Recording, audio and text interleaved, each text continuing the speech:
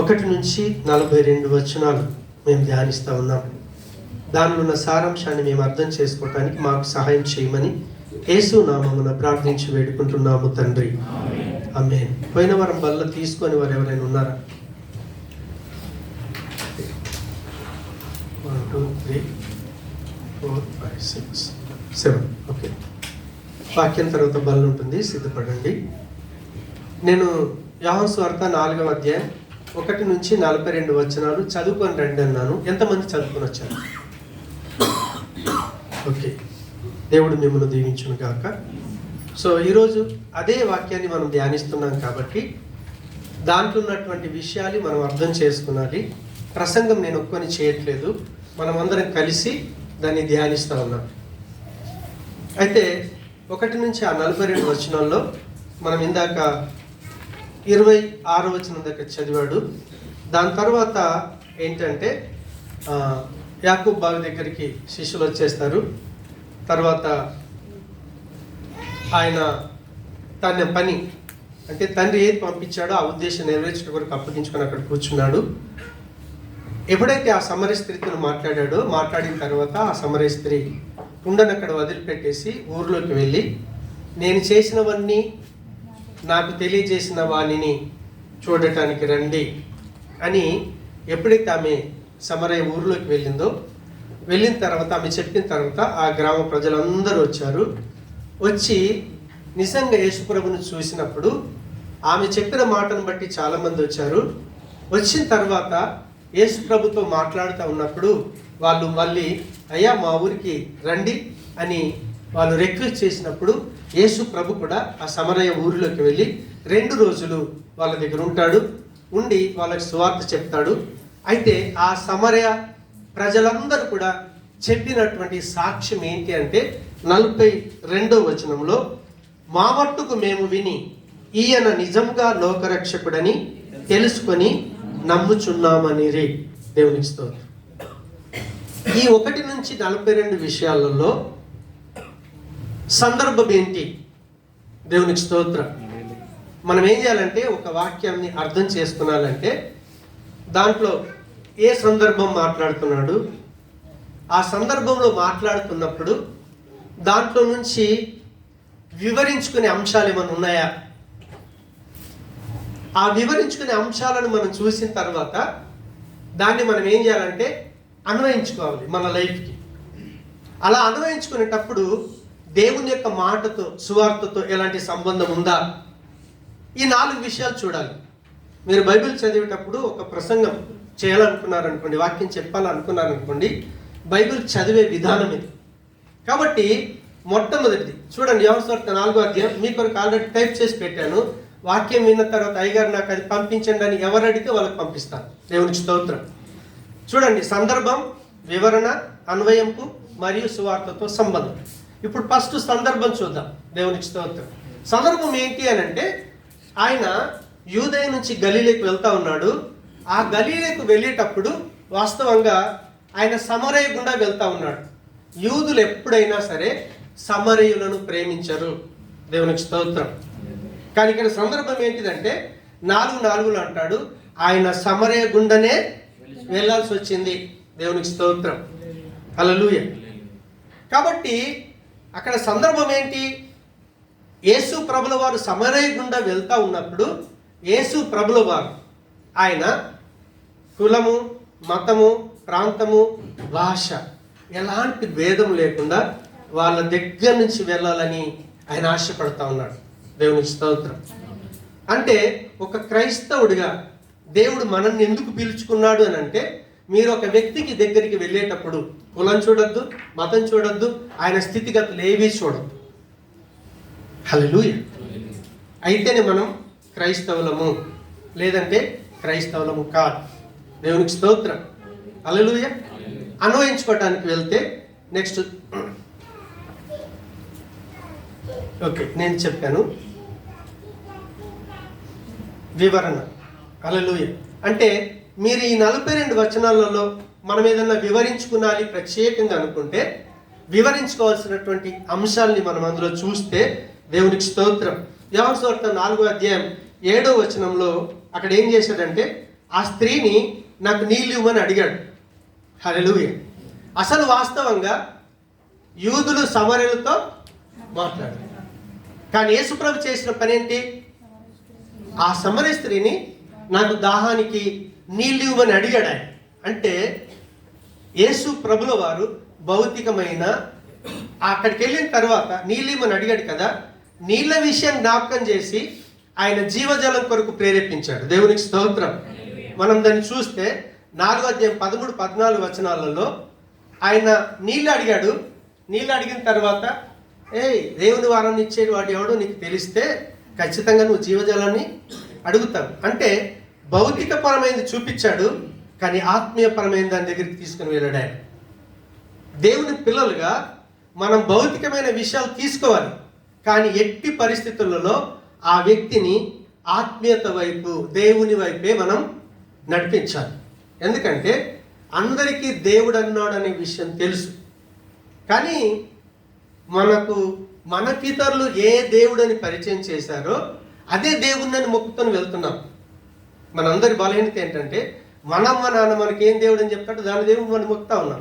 కానీ మన అమ్మ నాన్న 10 దేవుళ్ళ గురించి చెప్పారనుకోండి, దేవుడు ఒక్కడిని బైబిల్ చెప్తుంది, ఖురాన్ చెప్తుంది. ఏ మతమైనా కూడా దేవుడు ఒక్కడే. నేను బాబాను బాగా ఆరాధన చేసేవాడిని, షిరిడి సాయిబాబాని. ఆయన కొటేషన్ ఏంటంటే సబ్కా మాలిక్ ఏక్ హై. అందరికి దేవుడు మై మాలిక్ అని చెప్పలేదు ఆయన. ఆయన చెప్పిన డైలాగ్ ఏంటంటే సబ్కా మాలిక్ ఏక్ హై.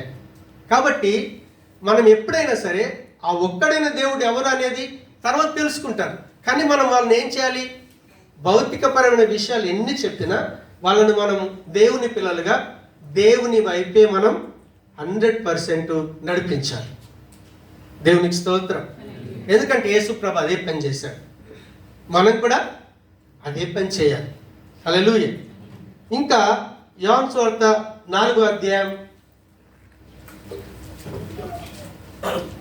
26లో యేసుప్రభు ఏం చేశాడంటే నేనే మెస్సియనని ఆయన ప్రకటించుకున్నాడు. దేవునికి స్తోత్రం. మీకు అది కనిపించట్లేదు, నెక్స్ట్ పేజ్. అక్కడ ఏం చేశాడు ఆయన? తర్వాత ఆయన జీవితాన్ని వెల్లడించాడు. ఆమెకు 5 భర్తలు ఉన్నారని, ఇప్పుడున్న వ్యక్తి ఆమె భర్త కాదని చెప్పాడు. యేసు ఆమెను దూషించలేదు, కానీ ఆమె ఆత్మీయ అవసరతను పంచాడు. దేవునికి స్తోత్రం. హల్లెలూయా. మనం ఎప్పుడైనా ఒక వ్యక్తిని నువ్వు పలానా చెడ్డోడివి, ఇది చేసావు, అది చేసావు విమర్శించడానికి లేదు.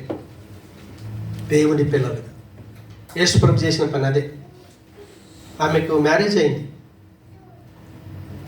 ఒక మ్యారేజ్ అయింది, మళ్ళీ విడాకులు అయిందేమో, 2nd మ్యారేజ్ చేసుకుంది, 3rd మ్యారేజ్ చేసుకుంది, 4th మ్యారేజ్, 5th మ్యారేజ్ చేసుకున్నది. ఆ తర్వాత కూడా ఆమె లైఫ్ సెట్ కాలేదేమో, ఒక వ్యక్తితో వివాహం లేకుండానే సంబంధాన్ని కలిగి ఉంది. కానీ యేసు ప్రభు నువ్వు వ్యభిచారివి అని దూషించలేదు. ఆయన దూషించకుండా ఆయన చేసిన పని ఏంటి అని అంటే ఆమె ఆత్మీయ అవసరాన్ని ఆయనకు చూపించాడు. దేవునికి స్తోత్రం. వాళ్ళు అలా సంభాషణ మాట్లాడుతుంటే ఎక్కడికి వెళ్ళింది తెలుసా? ఆరాధనలోకి వెళ్ళారు. మళ్ళీ ఎక్కడికి వెళ్ళారు? ఈ సంభాషణ జరుగుతూ ఉంది. ఆమె అన్నదే మేమేమో ఆ కొండ మీద ఆరాధించుకుంటాం, మీరేమో యెరూషలేములో ఆరాధించుకుంటారు అని అన్నప్పుడు యేసు ప్రభు చేసిన పని ఏంటో తెలుసా? ఒక వ్యక్తి దేవుణ్ణి ఆరాధన చేయాలనుకుంటే ఆ వ్యక్తి స్థలముతో సంబంధం లేకుండా ఆరాధన చేయాలి. దేవుడు ఒక స్థలం కాదు. హల్లెలూయా. దేవుడు ఒక స్థలం కాదు. దేవుడు ఎవరు?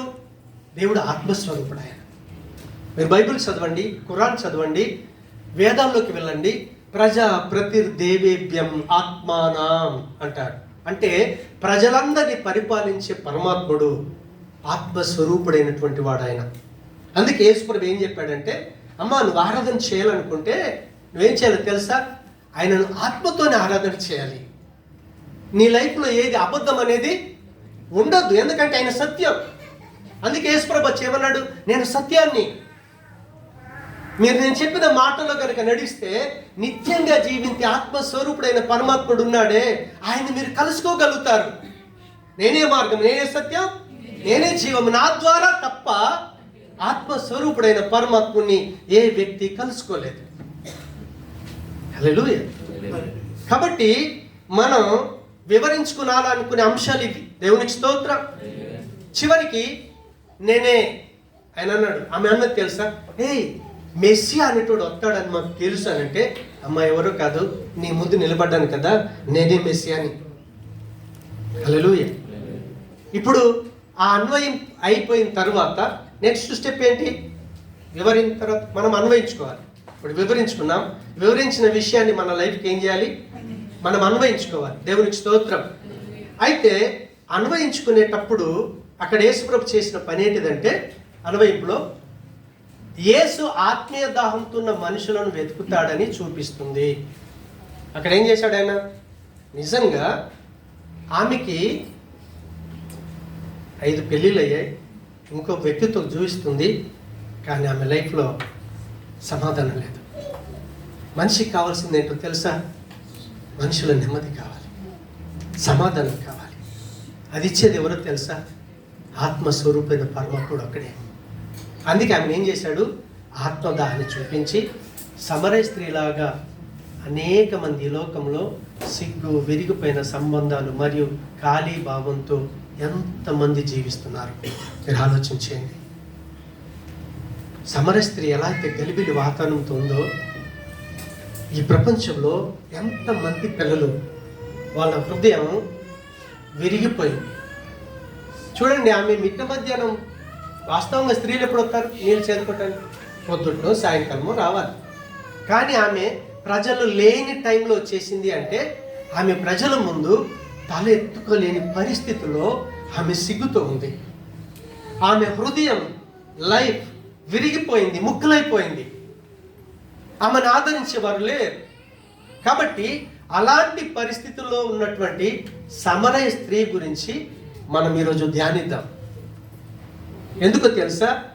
చాలామంది డబ్బుంటే చాలు అనుకుంటారు, మంచి ఉద్యోగం ఉంటే చాలు అనుకుంటారు, మంచి సరుకులు ఉంటే చాలు అనుకుంటారు.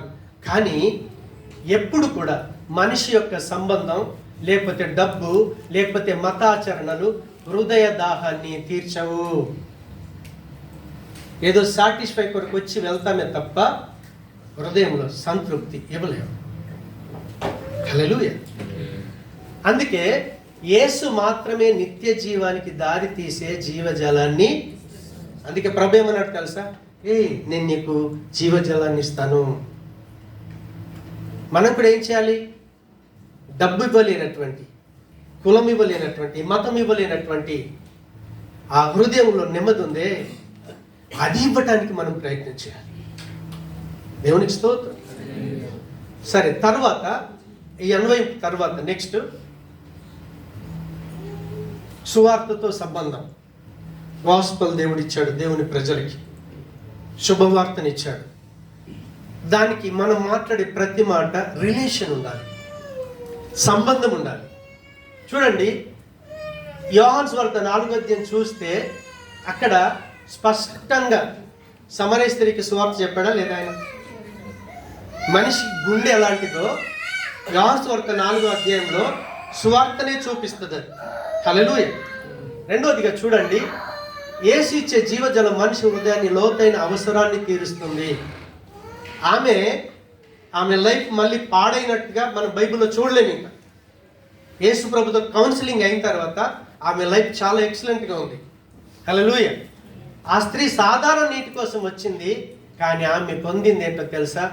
దేవుని దగ్గర క్షమాపణ పొందింది. ఆమెకు ఒక క్రొత్త జీవితం దొరికింది. అన్నిటికీ మించి దేవుడితో మంచి రిలేషన్ ఏర్పడింది. అందుకే యేసు ఇలా ఇవ్వటానికి, పొందుకోవటానికి కారణం ఏంటో తెలుసా? యేసు ప్రభుల వారు చనిపోయి తిరిగి లేచాడే. ఈ చనిపోయి తిరిగి లేచినటువంటి యేసు ప్రభుల వారు మన పాప జీవితాన్ని శుద్ధీకరించి, మన హృదయంలో నెమ్మది లేకుండా ఏ పాపమైతే చేస్తుందో ఆ పాపం నుంచి ఆయన విడుదలిస్తాడు. ఆయన అందుకే అంటాడు, దేవునితో సంబంధాన్ని పునరుద్ధరిస్తాడు. ఆయనను విశ్వసించేవారు నిత్య జీవాన్ని పొందుతారు. యేసుప్రభుని నమ్మితే కులాలు మతాలు మారవు. యేసుప్రభుని నమ్మితే దేవుడు ఎప్పుడు ఉండేవాడు కాబట్టి నిత్యంగా జీవించే ఒక అద్భుతమైన జీవితాన్ని మనం పొందుకోగలుగుతాం. నెక్స్ట్ ఇప్పుడు సమరి స్త్రీ చూడండి, సమరి స్త్రీ క్వశ్చన్ అందరికి ఏంటంటే ఆమె గురించి ఏమనుకుంటుందో మనం ఇప్పుడు ఇందులోంచి తీద్దాం. రెండవది ఆమె గురించి ప్రజలు ఏమనుకుంటున్నారు, మూడవది యేసు ప్రభు ఏమనుకుంటున్నాడు. ఈ 3 విషయాలు అర్థమయ్యాయి అనుకోండి, లైఫ్ ఎక్సలెంట్గా ఉంటుంది. ఈరోజు మన లైఫ్ కూడా మారిపోద్ది. సమరి స్త్రీ చూడండి, ఫస్ట్ క్వశ్చన్, ఆమె తనను తాను ఎలా చూసుకుంది అనే విషయంలోకి మనం వెళ్తే, నెక్స్ట్ ఆమె ఏం చూసుకుందో తెలుసా?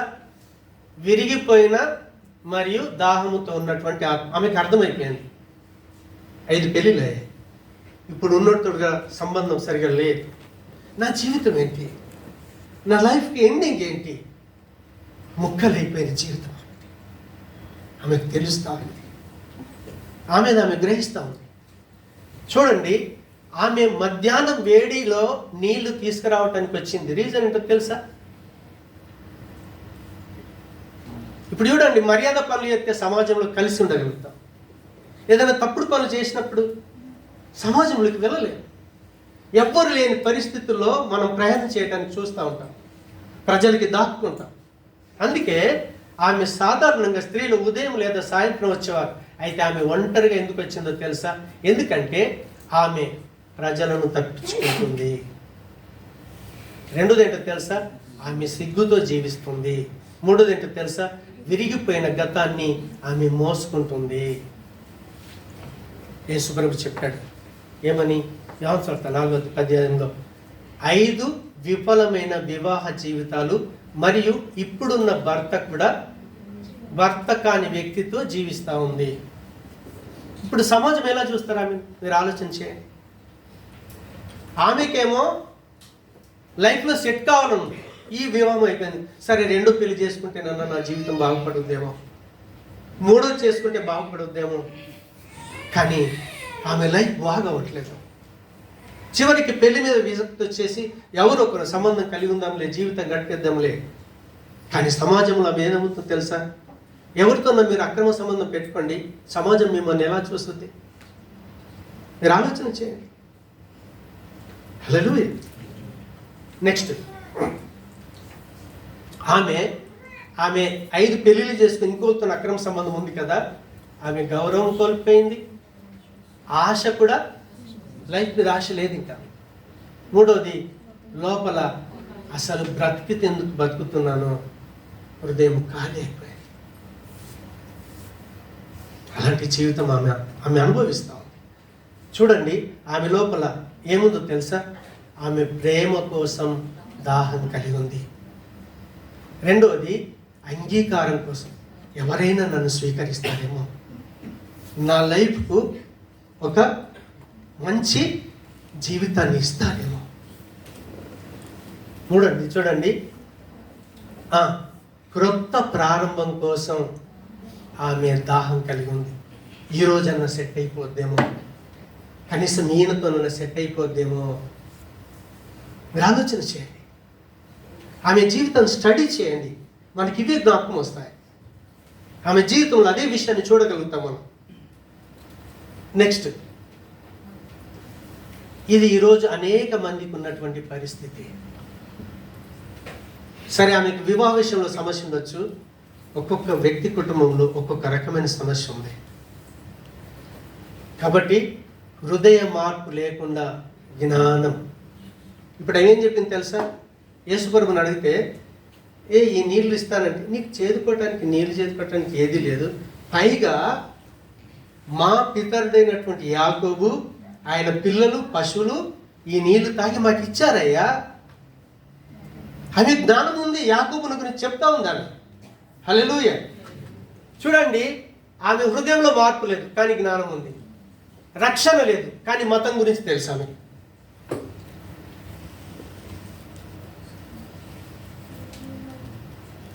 యేసు ప్రభు మతం కాదని చెప్పాడు. అందుకే మతం ఏం చేస్తుందో తెలుసా? ఎప్పుడు దేవుణ్ణి కలుసుకొనివ్వదు. మతానికి దేవుడికి సంబంధం లేదు. యూదా మతం యేసు ప్రభును చంపేసింది. మతానికి కొన్ని హద్దులు ఉంటాయి. మతం ఎక్కడి నుంచి వచ్చిందో తెలుసా? ఒక వ్యక్తి యొక్క అభిప్రాయం, అభిమతం అంటాం కదా, నా అభిప్రాయం ఇది, నేను ఇలా ఉంటాడు అనుకున్నాను, దేవుడు ఇలా ఉంటాడు అనుకుని కొంతమంది దేవుణ్ణి రకరకాలుగా తయారు చేశారు. వాళ్ళు దాంట్లో వెతుక్కుంటూ వెళ్ళారు. అందుకే అనేక మతాలు ఏర్పడ్డాయి. మనిషికి ఉన్న అభిమతానికి దేవుడికి సంబంధం లేదు. ఎందుకో తెలుసా? మనిషికి పరిమితి ఉంది. మా అంటే నేను 100 సంవత్సరాలు, 50 సంవత్సరాలు, 70 సంవత్సరాలు చచ్చిపోతాను. కానీ దేవుడు ఎప్పుడు ఉండేవాడు. Infinite God. దేవుడికి అంతం లేదు. పరిమితి కలిగిన మానవుడు దేవుని గురించి తెలుసుకోలే. ఎవరు తెలుసుకుంటారు? పరిమితి లేని వాడే పరిమితి లేని వాడిని తెలుసుకోగలుగుతాడు. పరిమితి కలిగిన మనిషి పరిమితి లేనటువంటి అంతం లేని దేవుణ్ణి ఎప్పుడు కూడా కనుగొనలేడు. అందుకే దేవుడు ఆయన మనిషిగా రావాల్సి వచ్చింది. మనుషులు చేరుకోలేరు దేవుణ్ణి. దేవుడే మనుషులను ప్రేమిస్తున్నాడు. అందుకే దేవుడు లోకమును ఎంతో ప్రేమించాడు, కాగా తన అద్వితీయ కుమారుణ్ణి ఈ లోకానికి పంపించాడు, నాశనమవుతున్న మనందరినీ కూడా నిత్య జీవములోకి నడిపించడానికి. హల్లెలూయా. కాబట్టి ఆమెకు రక్షణ లేదు. అంటే ఏ పాపం చేస్తుందో ఆ పాపానికి రావాల్సిన శిక్షను ఆమె తప్పించబడాలి. అందుకే ఆయన పాపాలు క్షమించబడాలి. ఆమెకు మతం గురించి తెలుసు కానీ దేవుడి గురించి, రక్షణ గురించి లేదు. ఆమె అన్ని కార్యక్రమాలు చేస్తుంది కానీ హృదయంలో శాంతి లేదు. చివరికి ఆమె నిరాశలో ఉన్నప్పటికీ కూడా ఇంకా వెతుకుతోంది. మనం ఎలా చెప్పగలుగుతాం ఇంకా వెతుకుతుందని? ఒక మ్యారేజ్ అయింది, కనీసం 2వ వాడితో సెట్ అయిపోతాం. 3 చేసుకుంది, 4 చేసుకుంది. ఆమె మంచి జీవితం జీవించాలని ఒక ఆశ ఉంది ఆమెకి. కానీ ఆమె ఆశ నిరాశగా మిగిలిపోయింది. హల్లెలూయా. రెండోది, నెక్స్ట్, సమాజం ఎలా చూస్తుంది? సమాజం ఆమెను ఎలా చూస్తుంది అంటే ఆమె తిరస్కరించబడిన స్త్రీగా, ఎవరి దగ్గరికి రానిట్లేదు. పట్టణ ప్రజల దృష్టిలో ఆమె పాపి, చెడ్డ ఉదాహరణ, నైతికంగా విఫలమైన వ్యక్తి, సమాజము నుండి వెలివేయబడిన వ్యక్తి. అందుకే ఆమె ఒంటరిగా నీళ్ళ దగ్గరికి వచ్చింది మిట్ట మధ్యాహ్నము. రెండవది, గౌరవనీయమైన సంబంధాలు లేకుండా జీవిస్తుంది. మీరు ఎవడన్నా తల్లిదండ్రులు కాదని లవ్ మ్యారేజ్ చేసుకున్నారనుకోండి, మీ బంధువులు ఎవడు పిలువడు. ఇది సత్యం, సత్యం ఇది. అది లైఫ్లో ఫేస్ చేయాల్సి వస్తుంది. గౌరవప్రదమైన సంబంధాలు ఉండవు. ఇంకా ఒంటరిగా జీవాల్సి వస్తుంది. ఒంటరితనంలో ఉంది ఆమె. ప్రజలు ఆమె కథ అంతా తెలుసుకున్నారు కానీ ఆమె బాధను ఎవ్వరూ అర్థం చేసుకోలేరు. ఒక వ్యక్తి తప్పు చేస్తూ ఉంటే తప్పు చేస్తుంది అంటాం తప్ప ఏ పరిస్థితులలో తప్పు చేస్తుంది, ఆమె నా పరిస్థితి నుంచి ఎలా బయటికి తీసుకురాగలుగుతామని ఆలోచన చేసేవాడు దేవుడు ఒక్కడే. సమాజం మిమ్మల్ని నిందిస్తే తప్ప మీకు సహాయం చేయదు. సరే, యేసుప్రభు ఎలా చూస్తూ ఉన్నాడు? త్వరగా టైం అయిపోతా ఉంది. సమాజం లాస్ట్ చూపించబెట్టు. ఆమె అపవిత్రురాలు, అనైతికురాలు, అర్హత లేని వ్యక్తి. కానీ సమాజం జీవజాలాన్ని మాత్రం ఇవ్వదు. సరే, యేసుప్రభు ఎలా చూశాడు? త్వరగా యేసు ఎలా చూశాడు తెలుసా? ఈమె రక్షించబడవలసిన ఆత్మగా చూశాడు. అందుకే ఆ ఒక్క స్త్రీ కొరకు దాదాపుగా యూదయ నుండి సమరయకు, గలీలేకు వెళ్ళటానికి దాదాపుగా 150 కిలోమీటర్లు ఉంటుంది.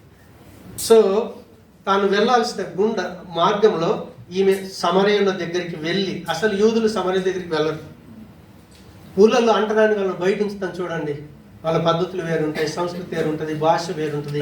వాళ్ళ దగ్గరికి వెళ్ళటానికి ఎవరు ఇష్టపడరు. కానీ యేసుప్రభు చూడండి, సమరయ స్త్రీ దగ్గరికి వెళ్ళాడు. ఆయన ఎందుకు వెళ్ళాడు తెలుసా? ఆమె రక్షించబడాలి. రెండోది చూడండి, ఆమెను చూసినప్పుడు ఆమె గతాన్ని ముందుగా చూడలేదు, ఆమె అపజయాలను చూడలేదు, ఆమె అపకీర్తిని చూడలేదు. ఆయన చూసింది ఏంటో తెలుసా? ఈమె దాహముతో ఉన్నటువంటి ఆత్మ. యేసుప్రభు చూపు చూడండి, యేసుప్రభు థింకింగ్, ఆలోచన చూడండి. భవిష్యత్తులో ఈమె నన్ను ఆరాధిస్తుంది. ఆమె రక్షించబడితే ఏమవుతుంది? ఆమె లైఫ్ చేంజ్ అయితే ఏమవుతుంది? దేవుణ్ణి ఆరాధన చేయగలుగుతుంది ఆమె. కాబట్టి ఆయన భవిష్యత్తులో ఈమె ఆరాధకురాలవుతుంది, ఒక గ్రామానికి సాక్షిగా మారబోయే వ్యక్తిగా చూశాడు ఆయన. ఇది మీరు బైబిల్ చదువుకొని వస్తే అది అర్థం అవుద్ది, చదువుని వాళ్ళకి అర్థం కాదు. దయచేసి వెళ్ళి మళ్ళీ చదవండి మీరు. నెక్స్ట్, ఆమెతో ఆయన సీక్రెట్గా ఏది మాట్లాడలేదు. హల్లెలూయా. అందుకే దయచేసి ఎవరైనా సువార్తకు వెళ్తే ఏమంట భార్య ఉంటే తీసుకుని వెళ్ళాలి. స్త్రీలతో కలిసేటప్పుడు ఇంట్లోకి వెళ్ళినా కూడా ఒంటరిగా దయచేసి వెళ్ళొద్దు. మనం బాగున్న సమాజం ఎలా ఉంటుందో తెలియదు. సువార్థికులు చాలా జాగ్రత్త పడాలి. అందుకే బావి దగ్గర అందరూ చూసినట్టుగా మాట్లాడుతున్నాడు యేసు ప్రభువు వారు. హల్లెలూయా. నీళ్లు అడిగి ఆమెకు గౌరవం ఇచ్చాడు. అసలు ద్వేషించేవాళ్ళు, అమ్మకు నీళ్ళు అంటే ఆమె ఎలా ఉంటుంది చూడండి. ఆమె ఆనందానికి అసలు అద్దులు ఉంటాయా? అసహించుకున్న వ్యక్తి యూదులట సమరీయులను కుక్కల్లాగా చూస్తారట. చీ అని పడతాం కదా మన కుక్కని.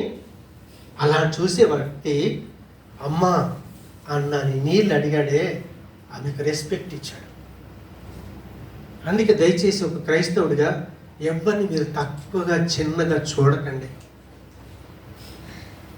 యేసు ప్రభువే పనికిరాని వ్యక్తిని అంత గౌరవిస్తే పనికిరాని వాళ్ళం మనం పనికిరాని వాళ్ళం, చెడ్డ పనులు చేసిన వాళ్ళం, చీ అని బతికిన బతుకులు మనవి. కానీ ఎదుటోళ్ళని దయచేసి గౌరవిద్దాం. యేసు ప్రభు చేసిన పని అదే. ఆమె గౌరవించాడు, నిత్య జీవాన్ని ఇచ్చాడు, తాను మెస్సియాని ప్రకటించుకున్నాడు. ఇది సువార్త యొక్క హృదయం. ఎందుకో తెలుసా? వాక్యం ఏం చెప్తుందో తెలుసా? 1 తిమోతి 1:15 యేసుక్రీస్తు పాపులను రక్షించటం వచ్చుండే అని మాట నమ్మదగినది. యేసు ప్రభు అదే చేశాడు ఆయన. అందుకే రక్షణ భూమి మీద ఆరంభమైంది, మళ్ళీ తిరిగి దేవుని యొక్క కుటుంబం ఆరంభమైంది యేసు ప్రభుల వారితో. దేవునికి స్తోత్రం. ఇతరుల దృష్టిలో ఆమె సమస్య, కానీ యేసు దృష్టిలో ఆమె రక్షింపబడవలసిన వ్యక్తి. దేవుని కృప ఆమె గుర్తింపును మార్చేసింది. హల్లెలూయా. నెక్స్ట్, ఆమె జీవితం చూడండి.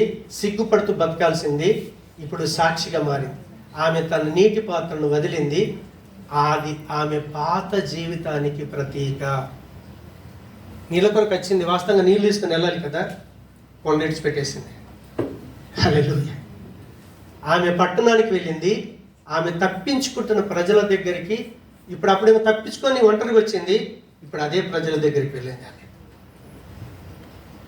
ముందు ఆమె జనాన్ని తప్పించుకుంది, ఇప్పుడు ఆమె ఆ జనాన్ని ఆహ్వానిస్తూ ఉంది. ఎందుకో తెలుసా? ఆమెలో నిజమైన మార్పు వచ్చేసింది. నెక్స్ట్, బహుశా ఫ్రెండ్స్ ఉంటారు కదా మరి మనకి. అవునా? ఎలాంటి వాళ్ళకి అలాంటి ఫ్రెండ్స్ ఉంటారు. తాగేవాడికి తాగేవాళ్ళు, వ్యభిచారం చేసే వ్యభిచారం, సినిమాలు చూసే వాళ్ళకి సినిమాలు, చర్చికి వెళ్ళేటోడికి చర్చి, ఇలా డిఫరెంట్ ఉంటాయి. ఆమె సర్కిల్ ఎలా ఉందో చూద్దాం. బహుశా ఆమె స్నేహితులు కూడా ఆమె లాంటి వారే, సామాజికంగా విరిగిపోయిన వాళ్ళే. ఇప్పుడు చూడండి, అలా దూరమైన వాళ్ళు అలాంటి వ్యక్తులనే వెతుక్కుంటారు. ఎందుకంటే వేరే దగ్గరికి వెళ్ళలేము. అర్థమైందా? లవ్ మ్యారేజ్ చేసుకుని పారిపోయామనుకోండి, అలాంటి జంటని కలుగుతాం మళ్ళీ. ఎందుకంటే వేరేవాడు ఆదరించాడు. రియల్గా నేను ఇరుట్టిగా చెప్పట్లేదు, మన కళ్ళతో చూస్తా ఉన్నాం, అనుభవిస్తా ఉన్నాం. హల్లెలూయా. ఆమె కథ తెలిసిన వారు అయినా వారు ఆమె మాట విన్నారు. ఎందుకు విన్నారు తెలుసా? ఇప్పుడు కొండిసి పెట్టింది, ఊర్లోకి వెళ్ళింది. ఏయ్, నేను చేసినవన్నీ నాతో చెప్పిన వాడు అక్కడ ఉన్నాడు.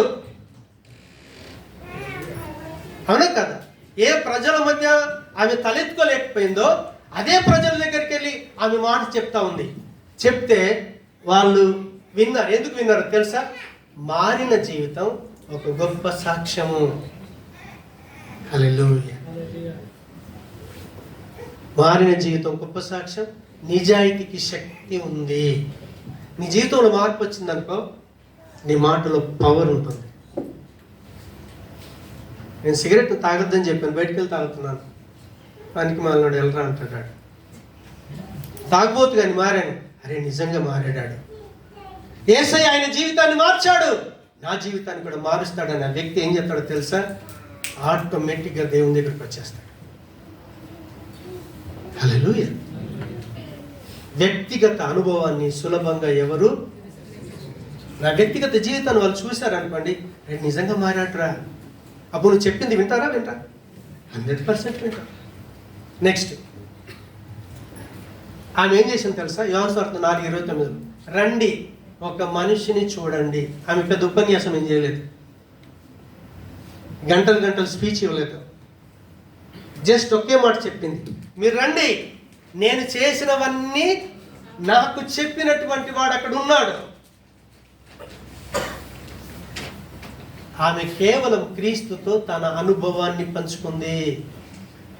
మనం ఒక వ్యక్తికి సువార్త చెప్పాలంటే మన గొప్పలు చెప్పుకోకూడదు. మనం ఎవరిని పరిచయం చేయాలి? యేసు ప్రభువుని పరిచయం చేయాలి. ఆమె చేసింది అదే పని. దేవునికి స్తోత్రం. వ్యక్తిగత సువార్త ప్రచారం సూత్రాలు ఏంటంటే, ఎవరిని ముందుగానే దయచేసి మీరు తిరస్కరించకండి. ఆమె మారింది. ఊర్లోకి వెళ్ళి నువ్వు ఇస్తుంటే దాన్ని వాసుంటుందని చెప్పలా. నా జీవితాన్ని ప్రభు మార్చాడు, మీరు అవసరం అనుకుంటే డైరెక్ట్ వచ్చి ఆయన్ని చూడండి, కలుసుకోండి. హల్లెలూయా. విరిగిపోయిన జీవితాలు సువార్తకు సిద్ధంగా ఉంటాయి. చూడండి, సమస్యలు ఉన్నవాళ్ళు నిండుగా ఉన్నట్టు చెప్తే ఎండవు, కానీ సమస్యలు ఉన్నప్పుడు వాళ్ళ హృదయం ఎలా ఉంటుందో తెలుసా? ఇక్కడైనా కనీసం నా సమస్య పరిష్కారం అవుతుందేమో, ఇక్కడైనా నా జీవితానికి నెమ్మది దొరుకుద్దేమో, ఇప్పుడైనా నా లైఫ్లో మార్పు చూద్దేమో వాళ్ళు ఆశతో ఉంటారు. అప్పుడు నువ్వు చెప్పింది వింటారు. తిన్నోడికి వెళ్ళి బిర్యానీ పెట్టు, పక్కన పెట్టు. ఆకలితున్నోడికి కారం అన్నం పెట్టు, ఎంత బాగుందంట. అందుకే సమస్యలు ఉన్న వ్యక్తి దగ్గరికి సువార్తికుడు వెళ్ళాలి. మనం ఆ పని చేయాలి. ఆమె నుంచి నేర్చుకోవాల్సింది అదే. మనం సాధారణంగా సంభాషణ నుంచి ఆత్మీయ విషయాలకు తీసుకుని వెళ్ళాలి. వాస్తవంగా నాకు నీళ్ళు ఇస్తామని అడిగాడు ఆయన. సంభాషణ ఎట్లా స్టార్ట్ అయింది చూడండి. నీళ్ళు ఇస్తామని అడిగి నేను నీకు నిత్య జీవాన్ని ఇస్తాను, జీవజలాన్ని ఇస్తాను అన్నాడు. అవునా? ఆయన ఎవరో కాదు, నీకు తెలుసు మతం గురించి. ఒక రక్షకుడు వస్తాడు, మెస్సీ వస్తాడు. ఆయన ఎవరో కాదు, నేను నీ ముందు నిలబడ్డాను కదా, నేనే. హల్లెలూయా. పాపాన్ని కృపతో, పాపిని పాపని అనకండి. నువ్వు తాగుబోతూ వ్యభిచారి చెప్పకండి. నువ్వు అన్నా అనుకున్నా అదే పనిలో ఉందా? నువ్వు చెప్పి చేసింది ఏంది? వాళ్ళ హృదయాన్ని విరిగి చేయటం తప్ప. దాని నుంచి బయటికి రావడానికి మార్గం వెతకండి. అప్పుడు ప్రభు మీకు సహాయం చేస్తాడు. ఎందుకంటే ప్రభు చేసే పని అదే. యేసు ప్రభుల వారు మతాలు మార్చడానికి రాలేదు, కులాలు మార్చడానికి రాలేదు. ప్రతి మతం దగ్గరికి, ప్రతి కులం వ్యక్తి దగ్గరికి ఆయన వెళ్ళాడు. ప్రత్యేకంగా అణిగిపోయినటువంటి ప్రజల దగ్గరికి వెళ్ళి వాళ్ళ మధ్యన కూర్చొని వాళ్ళతో కలిసి భోజనం చేసి, రోగికి వైద్యుడు అవసరం, నేను నీతిమంతులను పిలవటానికి రాలేదు, అనీతిమంతుల కొరకు వచ్చానని చెప్పాడు ఆయన. నేను మంచోని అనుకుంటే వాళ్ళు చాలా మంది ఉన్నారు సమరయ్యలో, శాస్త్రులు అంటారు. మనం ఆ బ్యాచ్లు ఉండొద్దు. మనం ఎంత మంచోళ్ళైనా ఇంకా చెడ్డోళ్ళనే. ఒకరు చెప్పండి, నా ప్లే తప్పలేదు, ధైర్యంతో చెప్పండి, నిలబడండి. నేనైతే చెప్పలేను, నేను ఇంకా మంచోని కావాలి, నేను ఇంకా నీతిమంతుని కావాలి. ఆ ప్రయత్నం కొరకే కదా ఇక్కడికి వచ్చింది, ఆ మార్పు కొరకే కదా. అందుకే క్రీస్తు కుల మతాలు మార్చడు, మన పర్సనల్ లైఫ్ని మారుస్తాడు ఆయన. వ్యక్తిగత జీవితాన్ని మారుస్తాడు ఆయన. నెక్స్ట్ త్వరగా సంభాషణలో క్రీస్తు మీదనే దృష్టి ఉంచాలి. మీ వ్యక్తిగత సాక్ష్యం చెప్పండి. మనం ఏం చెప్తాం తెలుసా? సాక్ష్యం చెప్పండి. దేవుడు నాకు మంచి ఇల్లు ఇచ్చాడు, మంచి కొడుకు ఇచ్చాడు, అన్నిలప్పుడు ఇల్లు ఇస్తున్నాడు, అన్నిలప్పుడు కొడుకుని ఇస్తున్నాడు, అన్నిలప్పుడు మంచి ఉద్యోగం ఇస్తున్నాడు. నీకు ఇచ్చింది ఏంటి? నువ్వు చెప్పాలి. అయ్యా, నేను ప్రభు దగ్గరికి రాకంటే ముందు తాగేవాడిని అయ్యా, దేవుడు నన్ను విడిపించాడు. ప్రభు దగ్గరికి రాకంటే ముందు నా భార్యను కొట్టేవాడిని, తాగేవాడిని, బండబూతులు తిట్టేవాడిని, ఈరోజు నా జీవితాన్ని మార్చాడు. క్రీస్తు మార్చేది అది సాక్ష్యం. ఆమె వ్యభిచారం చేస్తున్న వ్యక్తి స్త్రీ వెళ్ళి నేను చేసినవన్నీ నాతో చెప్పి నన్ను బాగు చేసినాడు అక్కడ ఉన్నాడని చెప్తే ఎంతమంది మారారు. హల్లెలూయా. సువార్త సంబంధాల ద్వారా వ్యాపిస్తుంది. కొత్త విశ్వాసులు ఏం చేయాలి? వెంటనే సాక్ష్యం చెప్పాలి. సువార్త సంబంధాలు ఎటువంటివి తెలుసా? సువార్త ఎట్లా వ్యాపిస్తుంది? నేను రక్షించబడ్డాను, అప్పుడు నేనేం చేస్తున్నాను సార్? మా అమ్మకి చెప్పాను, మా అమ్మమ్మకి చెప్పాను, మా అన్నయ్యకి చెప్పాను, మా వదినకి చెప్పాను. నాతో పాటు 7 రక్షించబడ్డారు. అంటే మనం ఏం చెప్తాం? క్లోజ్ ఫ్రెండ్ దగ్గర, అరే దేవుడు నన్ను బాగు చేశాడు రా, నువ్వు అవుతావా? దేవుడు నిన్ను కూడా బాగు చేస్తాడు. ఆమె చేసిన పని అది. హల్లెలూయా. సువార్త సంబంధాల ద్వారా వ్యాపిస్తుంది. సరళమైన ఆహ్వానం ఇవ్వండి. మనం ఏం చెప్పాలి తెలుసు? నువ్వేం చెప్పదు, ఒక్కసారి ప్రభు దగ్గరికి రండి, చూడండి. ప్రభు ఎలాంటి వాడో అర్థమవుతుంది, మనం ఎలాంటి వాళ్ళమో మనకు అర్థమైపోద్ది, మన జీవితాలు మారుతాయి. మారిన జీవితం అనేక మందిని ప్రభావితం చేస్తుంది. ఒక సమరయ స్త్రీ, ఒక స్త్రీ ఆ ఊర్లోకి వెళ్ళి ఆమె చెప్పిన మాటను బట్టి కొన్ని 100 మంది వచ్చారు. ఆమె దగ్గర ఊరంతా కదిలించబడ్డది. మీరు 39 నుంచి 42 వచ్చిన తర్వాత చెప్పండి. వాళ్ళు అంటారు, అమ్మ ఇంతకు ముందు నువ్వు చెప్పిన మాటను కానీ ఇప్పుడు మేము స్వయంగా ప్రభుని చూస్తున్నాం, ఆయన మాట విన్నాం. నిజంగా ఆయన లోకాన్ని నరకానికి వెళ్లకుండా ప్రజలని కాపాడటానికి రక్షకుడు వచ్చాడని వాళ్ళు సాక్ష్యం చెప్పారు. లాస్ట్ మాట 42 వచ్చిన అదే, మా మట్టుకు మేము విని ఈయన నిజముగా లోక రక్షకుడు, లోకాన్ని ప్రజల్ని రక్షించేవాడు, మా పాపాలు ఒప్పుకున్నాం, మేము రక్షించబడ్డామని సమరయులు అనేకులు క్రీస్తుని అంగీకరించారు. కాబట్టి ఇప్పుడు మనం చేసింది ఏంటో తెలుసా? సమరయ స్త్రీలాగా మనం కూడా నిజంగా నువ్వు రక్షణ అనుభవిస్తే నువ్వు సాక్ష్యం చెప్పకుండా ఉండలేవు. నీ ఫ్రెండ్స్ దగ్గర కానీ నీకు తెలిసిన వాళ్ళ దగ్గర కానీ నీ రక్షణ గురించి చెప్పకుండా నువ్వు ఉండలేవు. నిన్ను బట్టి అనేకులు నరకం నుంచి తప్పించబడతారు. అగ్నిలో నుంచి లాగినట్టుగా మీరు సంవత్సరానికి ఒక్క ఆత్మనైనా లాగకపోతే దేవుడు మిమ్మల్ని లెక్కడుతాడు. నేను చెప్పాల్సింది చెప్పాను, వినాల్సింది విన్నారు, చేయాల్సింది చేస్తారా చేయరా మీ ఇష్టం. ప్రేమగల మా తండ్రి మీకు వందనాలు. నువ్వు నమ్మదగిన దేవుడు. సమరయ స్త్రీని నేను చూశాను, ఆమె స్నేహితులు ఎలాంటి వారో చూశాం, కానీ యేసు ప్రభు ఎలాంటి వాడో చూశాం. మేము కూడా సమరయ స్త్రీలాగా నీ సముఖానికి వచ్చి నిన్ను పరిచయం చేసి, దేవా నా జీవితంలో ఒక్క వ్యక్తినైనా యుగ యుగాలు తరతరాలు కాలేటటువంటి అగ్ని నుంచి నరకం నుంచి నేను తప్పించాలి. సమరయ స్త్రీకి సహాయం చేసిన దేవుడు నాకు సహాయం చేసి మీరు మహిమ పొందుమని యేసు నామమున ప్రార్థించి వేడుకుంటున్నాము తండ్రి. ఆమేన్.